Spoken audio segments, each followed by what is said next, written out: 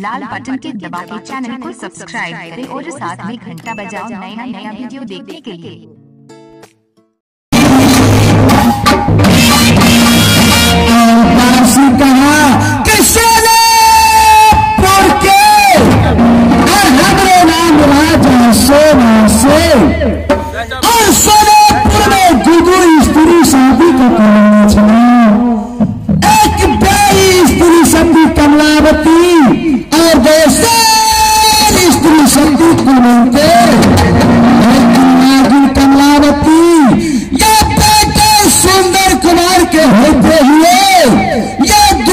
संसार में निपुत्र कहबे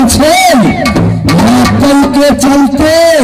ये नागिन कमलावती के फांसी के ऑर्डर दिली,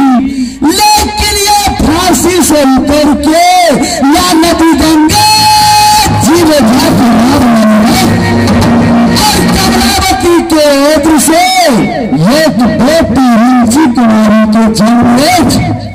और कुलवंती के एद्र से बेटा सुंदर कुमार का जन्म। लेकिन एक समय में और डेयरी के ऊपर में यानी बेटा सुंदर कुमार के देख रही थी, यानी बेटी रिंची कुमारी के महल में देख रही थी, यानी डेयरी के ऊपर में मंत्री के रही थी। बचा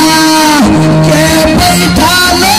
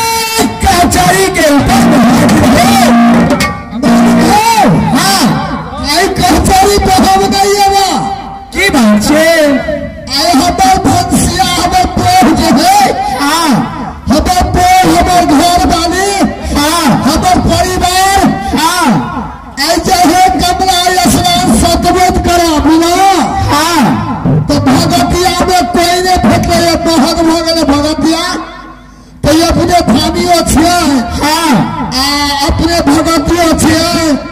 सतपति हो